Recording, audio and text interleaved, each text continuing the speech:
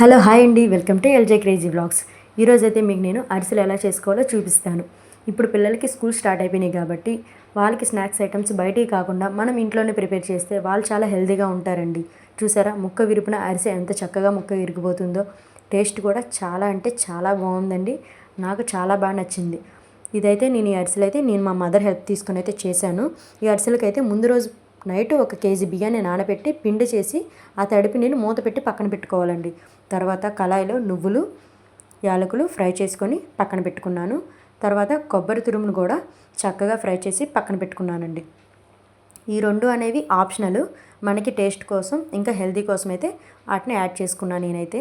ఇంకా తర్వాత బాండీలో కేజీ బియ్యానికి 3/4 కేజీ బెల్లం లేదంటే పంచదార బెల్లం కలిపి 3/4 కేజీ ఉండేలాగా వేసుకొని అందులో కొంచెం వాటర్ అయితే యాడ్ చేసుకొని ముక్కలు లేకుండా చక్కగా పాకం వచ్చేదాకా కలుపుకుంటూ పాకాన్ని బెల్లం పాకం వచ్చేలాగా వెయిట్ చేయాలండి. మనకి అరిసెల పాకం వచ్చింది అంటే ఎలా తెలిసిద్ది అని అంటే, ఫస్ట్ ఒక గిన్నెలో వాటర్ పోసుకొని అందులో ఈ పాకాన్ని వేస్తే చూసారు కదండి, ఆ కన్సిస్టెన్సీలో కొంచెం స్మూత్ కన్సిస్టెన్సీలోకి వచ్చిన తర్వాత అందులో నువ్వులు, యాలకులు, తర్వాత కొబ్బరి తురుము, పిండి వేసుకొని స్పీడ్గా అయితే కలిపేసుకోవాలి.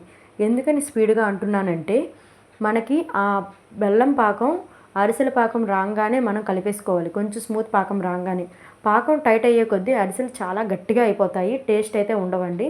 సో మనకి స్మూత్గా అరిసెలు కావాలంటే పాకం కొంచెం స్మూత్గా ఉన్నప్పుడే వెంటనే వీటిని అయితే యాడ్ చేసేసుకొని చక్కగా కలిపేసుకోవాలి. ఉండలు లేకుండా స్పీడ్గా కలుపుకోవాలి. ఇంకా మనం మధ్యలో ఇంకా ఏమైనా నువ్వులు కానీ ఇంకా ఏమైనా ఎక్స్ట్రా ఉంటే కలుపుకోవచ్చు. మేమైతే ఎక్స్ట్రా ఉన్నాయని చెప్పి వాటిని కూడా వేసేసుకున్నాను. ఇంకా నెయ్యి వాటిని కూడా యాడ్ చేసుకోవాలంటే ఇప్పుడు యాడ్ చేసుకోవచ్చు. ఇది పిండి దగ్గరికి అయ్యే కొద్దీ బాగా టైట్ అయిపోతుంది. సో ఎవరైనా హెల్ప్ తీసుకొని కలుపుకోండి.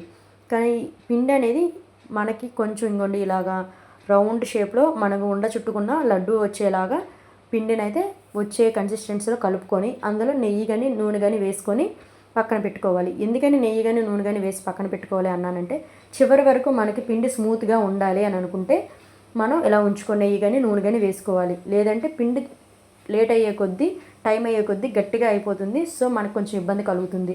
ఈలోపు కళాయిలో ఆయిల్ని హీట్ ఎక్కించి ఇలా లడ్డూలా చుట్టుకొని ఒక కవర్ మీద అరిసెలని ఒత్తుకొని చక్కగా ఫ్రై చేసేసుకోవాలండి. రెండు పక్కల చక్కగా ఫ్రై చేసేసుకోవాలి.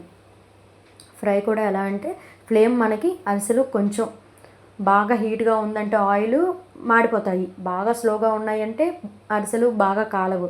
సో ఏంటంటే అరిసెలకి కాలే విధంగా చక్కగా ఫ్రై అయ్యే విధంగా మనం హీట్ని అయితే పెంచుకోవడం తగ్గించుకోవడం చేసుకొని రెండు పక్కల చక్కగా ఫ్రై చేసి పక్కకు తీసుకొని ఇంకోండి ఇలా అరిసెలని ఒత్తుకొని పక్కకు తీసేసుకుంటే అయిపోతాయండి. చాలా అంటే చాలా ఈజీ, చాలా బాగుంటాయండి. టేస్ట్ కూడా పిల్లలకి మంచి ఐరన్ అండ్ కాల్షియం ఫుడ్ అండి. నా వీడియో మీకు నచ్చితే లైక్ చేసి సబ్స్క్రైబ్ చేసుకోండి. Thank you.